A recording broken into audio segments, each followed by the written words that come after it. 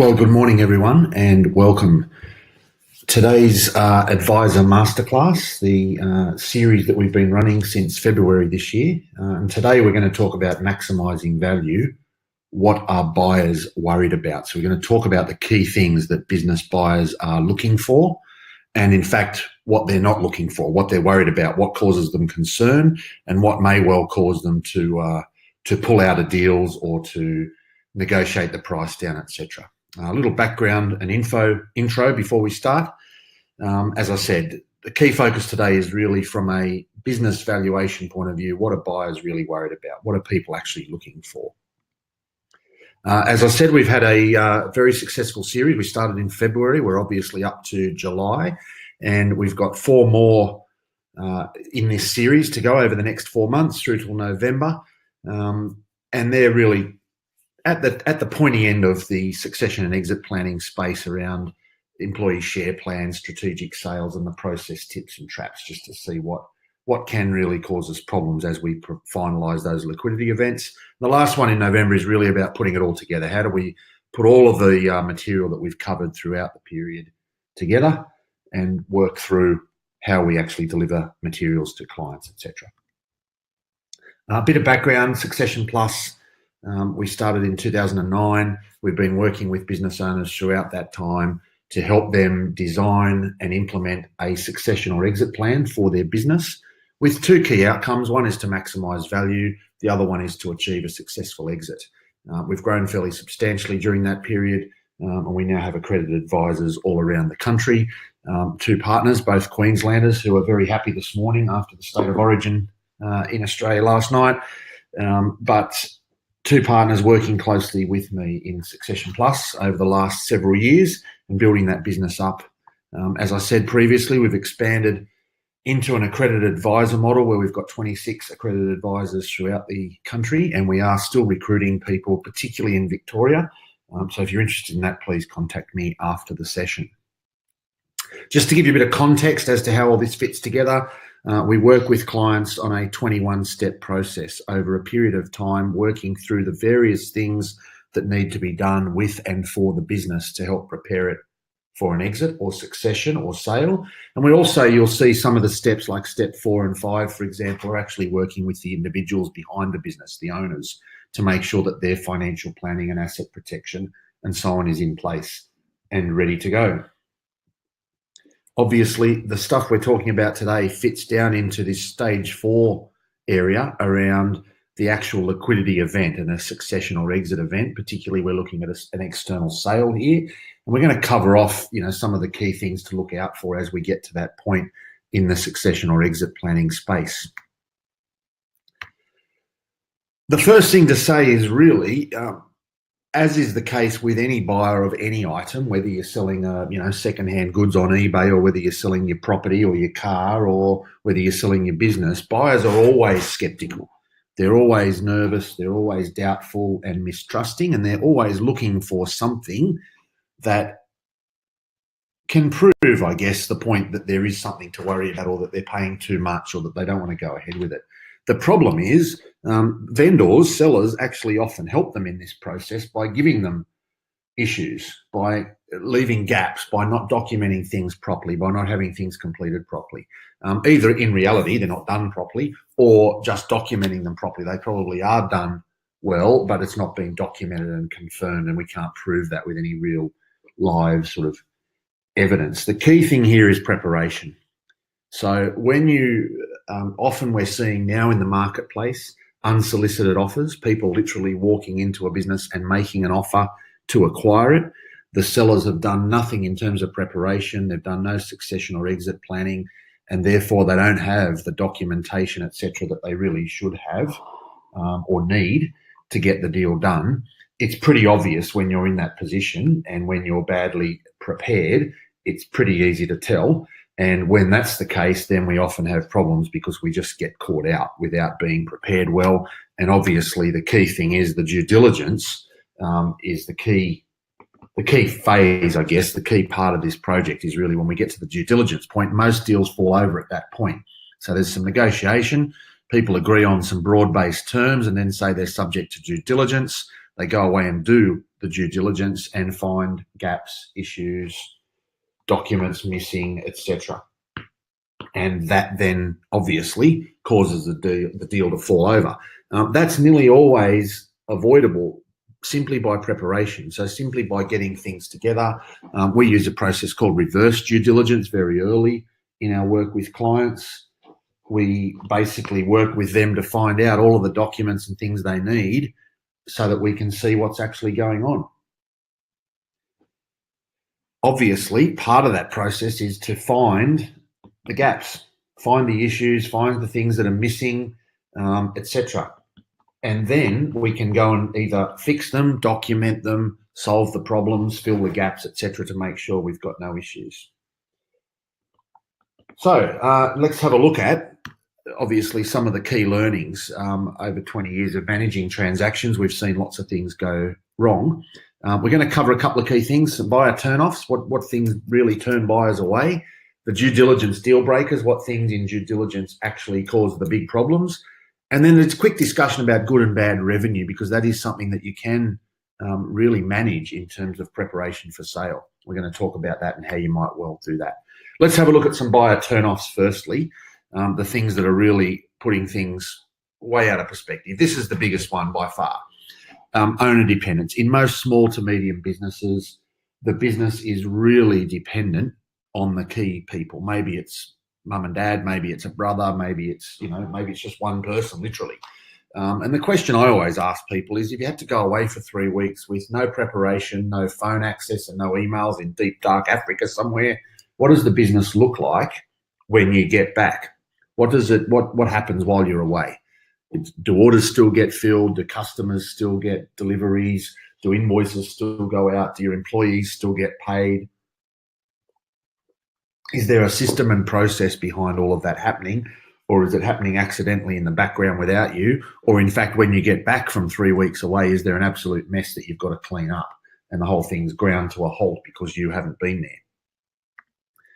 The second thing is very similar, but it may not be the owner. It may well be that there's a key person, and that's often key managers within the business. It might be that you've got a sales manager that drives all your revenue. It might be that you've got a very technical person that handles all of your technical aspects of running the business, the manufacturing or the technical side or the professional IP, for example, that one person holds.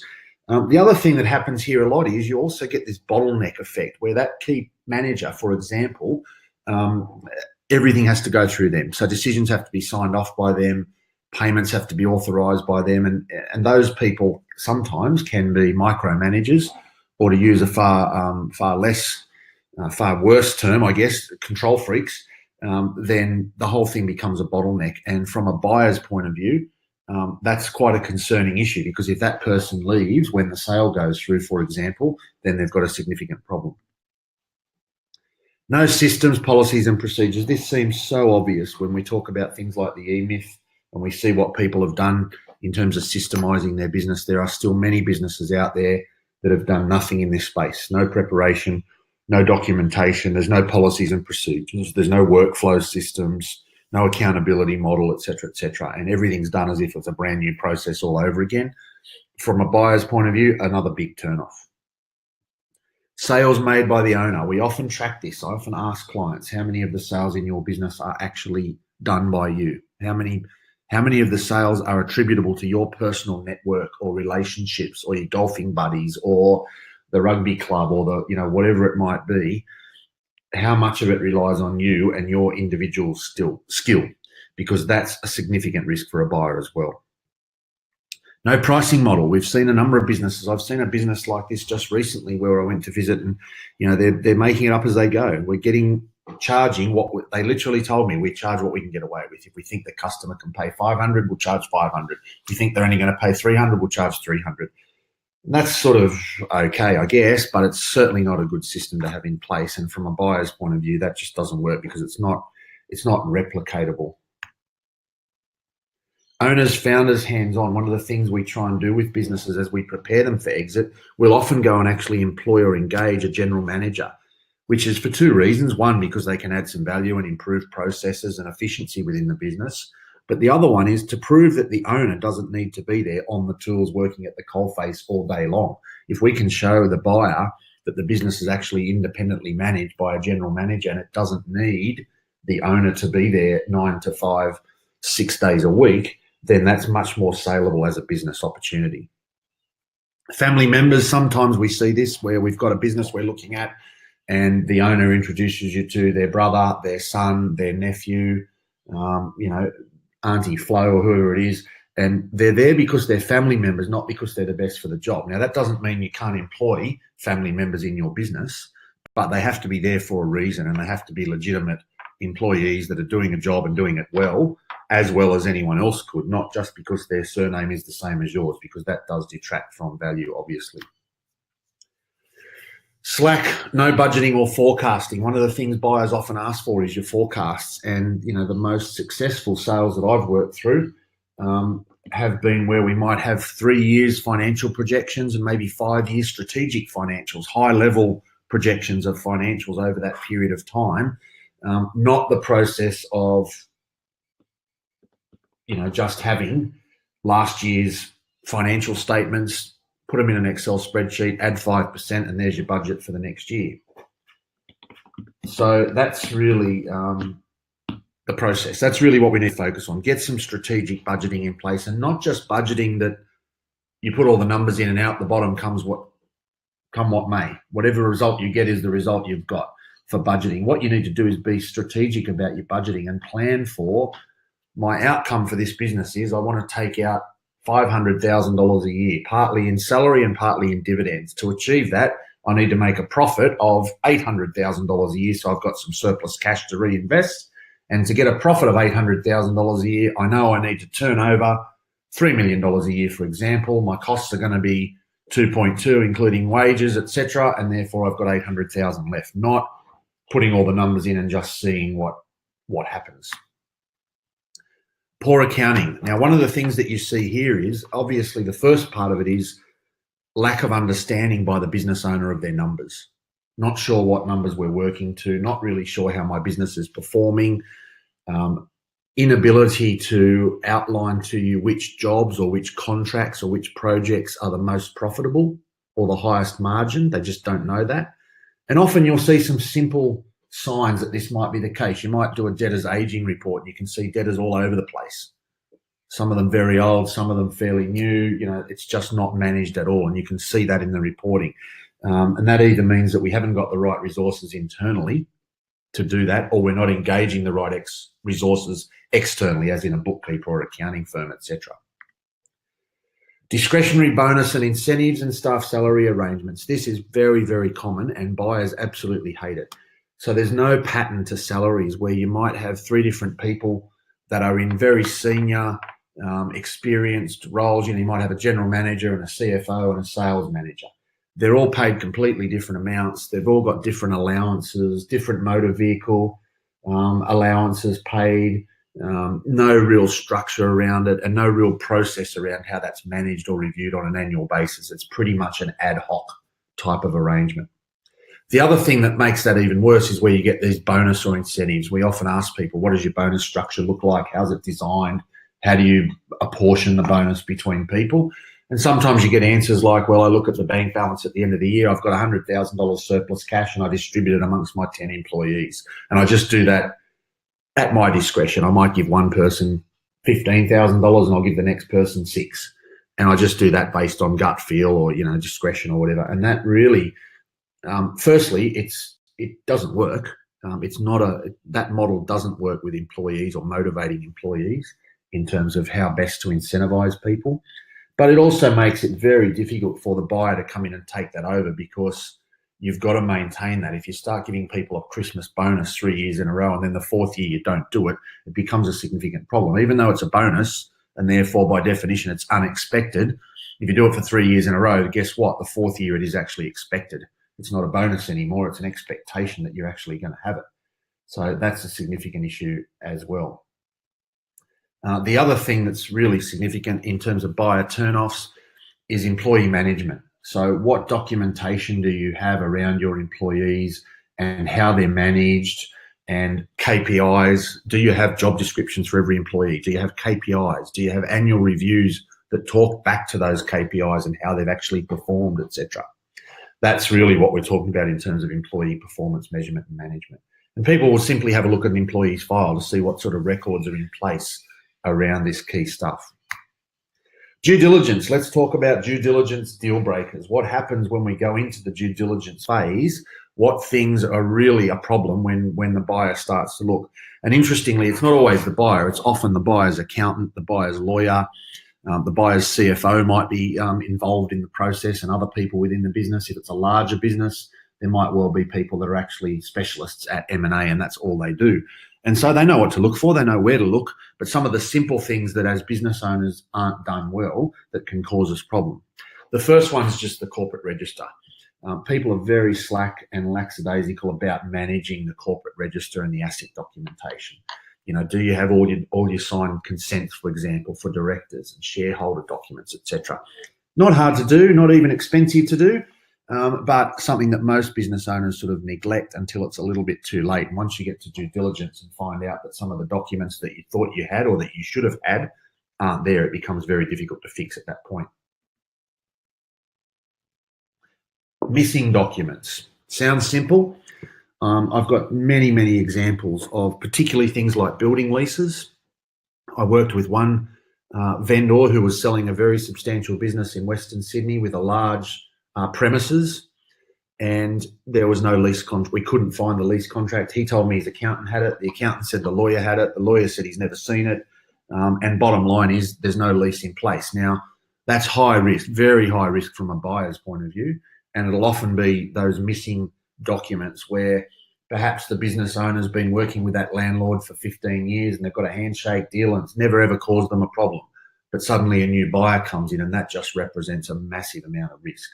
So we need to make sure that we've got all of our agreements and contracts in place. And these are simple, short, sweet, simple things like phone contracts, you know, for your mobile phone plan and your photocopier lease and your motor vehicles and what contracts do you have with your suppliers and with your customers and so on. All of that needs to be documented carefully. This one stands out really quickly. One of the first things that occurs in due diligence is some basic financial due diligence. Give me your last 3 years financials, give me your last 20 BAS statements, give me some bank statements maybe. And often, unfortunately, we still find that those don't match, and that there's no excuse for this really.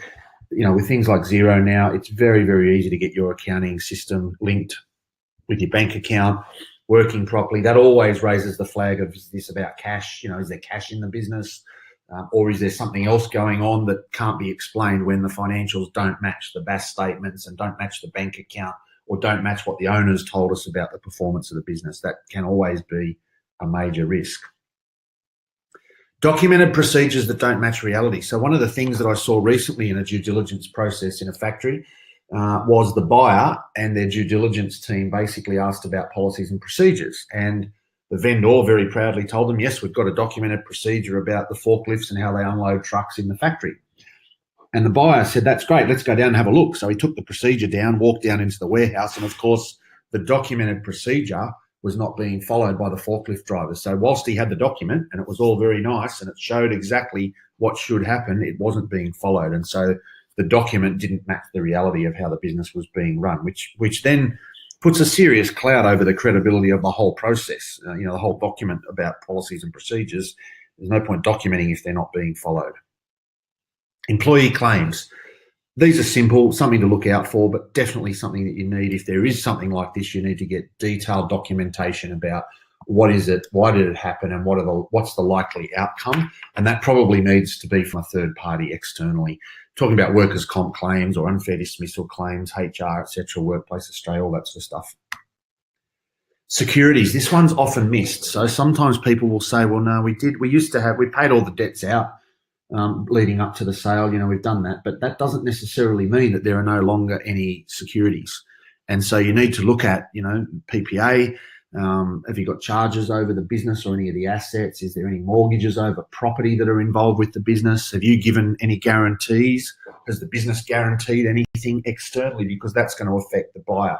And it may well affect not just the negotiation, but even their financing, even the bank that's coming in to fund the acquisition finds out there's charges or mortgages and so on, and then they can't lend the way they were originally intending to lend to that particular business. So that's sort of fairly important. Taxation management and planning, obviously managing the taxation, the documentation, etc., to manage and plan how that's been managed over the last few years. We've seen lots of issues in due diligence with things like R&D claims, small business concessions being claimed when they shouldn't have been, tax being treated not with the seriousness that it deserves, and certainly not being documented properly. This is becoming bigger and bigger and bigger as an issue when you sell businesses, and certainly for buyers. Sometimes buyers are simply looking at the intellectual property that's embodied within a business, and it's valuable. Often now you've got lots and lots of businesses internationally that's most of their value is actually intellectual property and intangible assets. It used to be the case that it was the other way around, but now it's about what intellectual property and intangible assets do you actually have? Do you own them? How do you prove that you own them?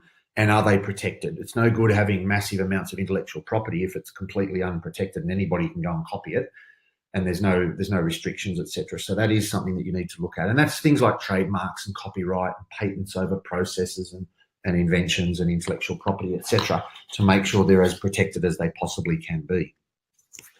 Contract issues. We talked about contracts and missing documents before. We've now got the documents, but we need to make sure, what do the documents cover? What warranties are being granted? What restrictions are there in the contracts? What indemnities have you had to provide in those agreements? What about confidentiality? All those sorts of things that need to be covered off under the contracts, because they will be reviewed in quite some detail.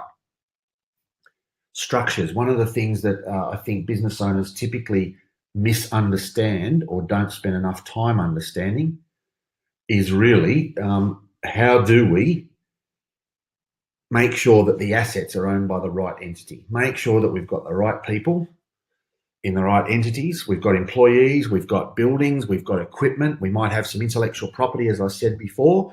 We may well have been advised historically to put them into a separate structure, which is for asset protection reasons or for operational reasons, and that's fine.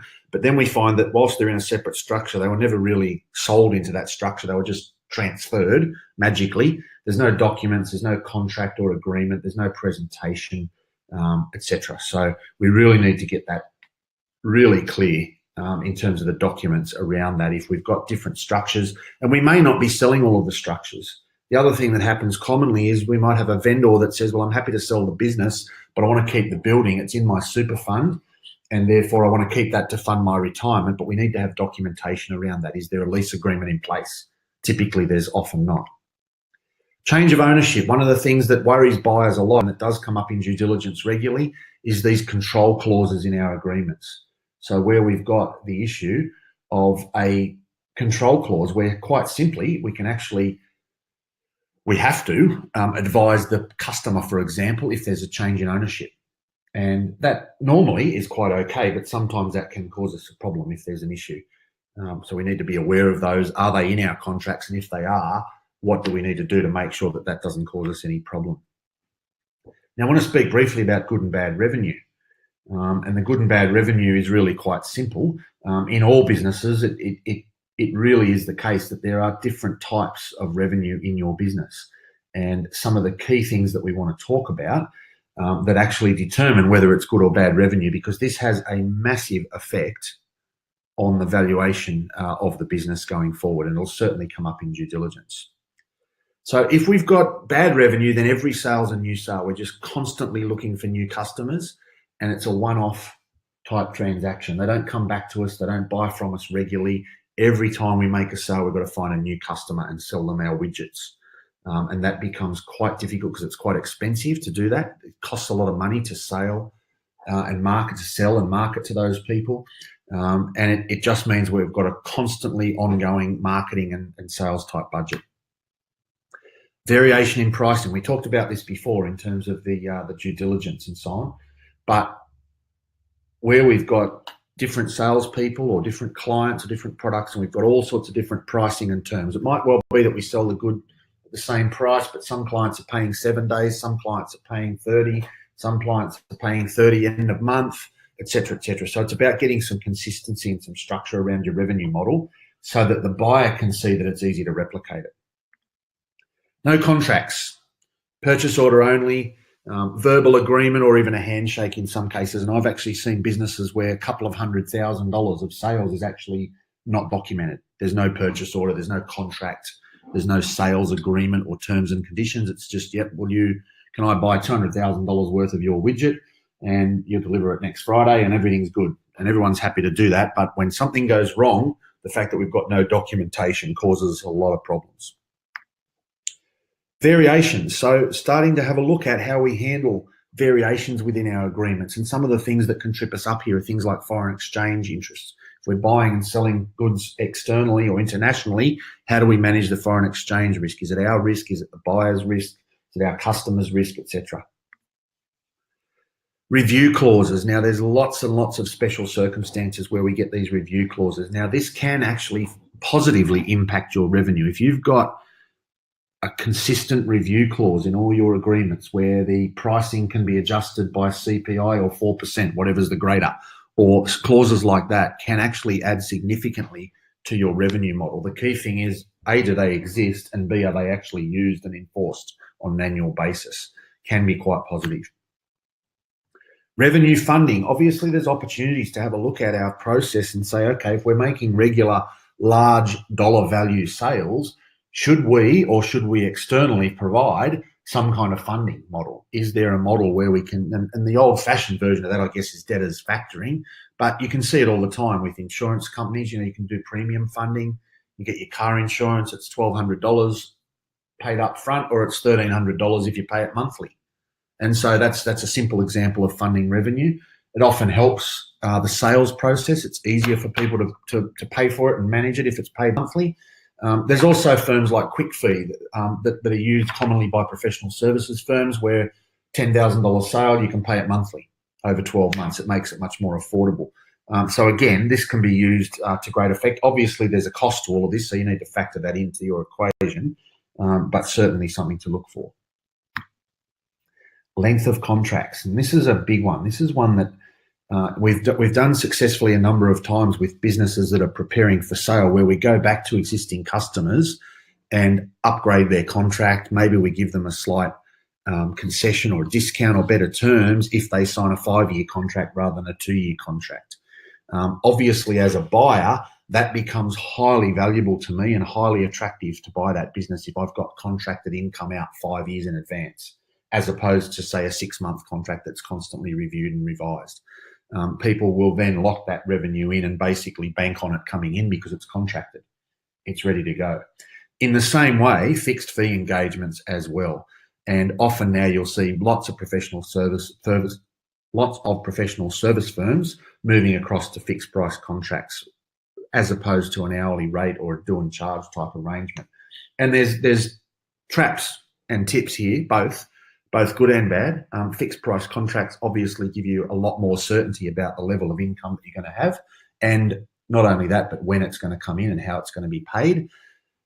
But there's a trap. If you end up spending much more time than what you budgeted or what you contracted for, then there is obviously a trap that you're going to end up out of pocket or behind the 8 ball.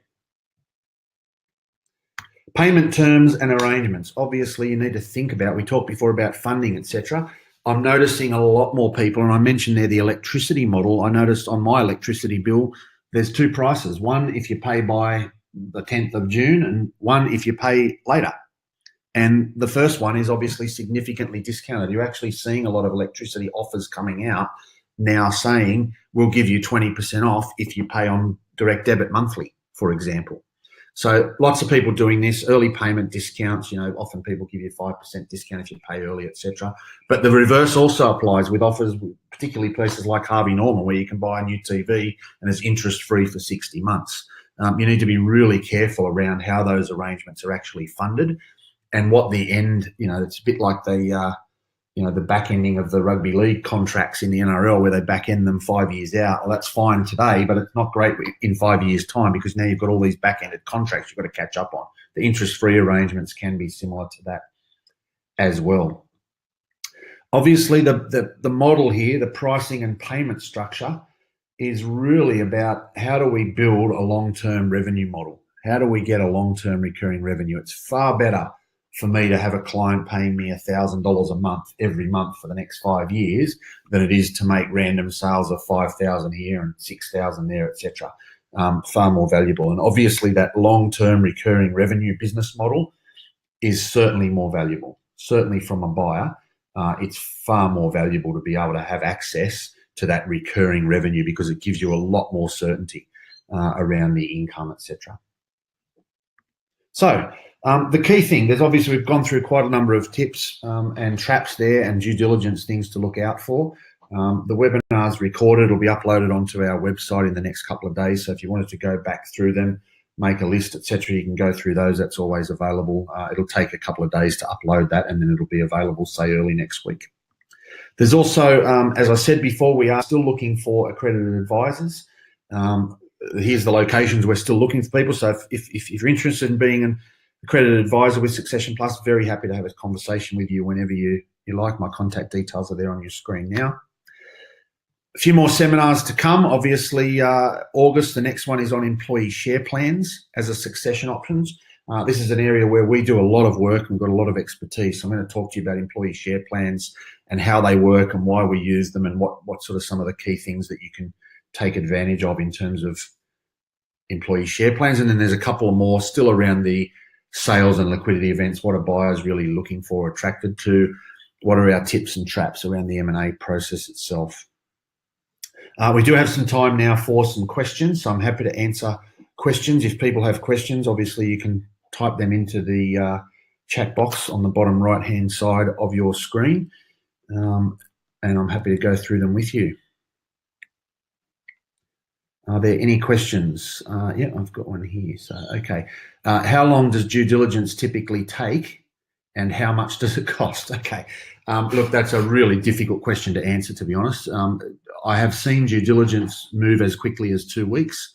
Typically, you'll see that happen when you're dealing with what we call a professional buyer. So that might be a private equity firm, for example, or a large listed corporate where they've done mergers and acquisitions before, they've bought businesses before, they know how it works, they're used to it, they've got a process and a document in place, and so it can happen quite quickly. Unfortunately, I've also seen it take 3 months where it's just an ongoing painful process. Unfortunately, it's very rarely enjoyable, but it can take quite some time. And so you need to be prepared for that. I guess the simplest way to manage that is the better prepared you are, the easier it'll be and the quicker it'll happen. So you can actually help and manage the due diligence process by being really well prepared. I think that's the obvious solution there. In terms of cost, look, it's a big variance. It could be, $10,000. Obviously, part of it is particularly related to the value of the business. There's little or no point spending $100,000 doing due diligence on a business that's going to cost you $200,000 because it's a complete waste of money. But I have seen deals where we're talking about $10 million and it could well cost you $100,000. Unfortunately, now we're getting a lot more people involved in due diligence. So it used to typically be accounting and legal were the main types of due diligence. We're now getting HR audits done. We're getting marketing audits on things like Google Analytics and SEO and so on, social media reviews.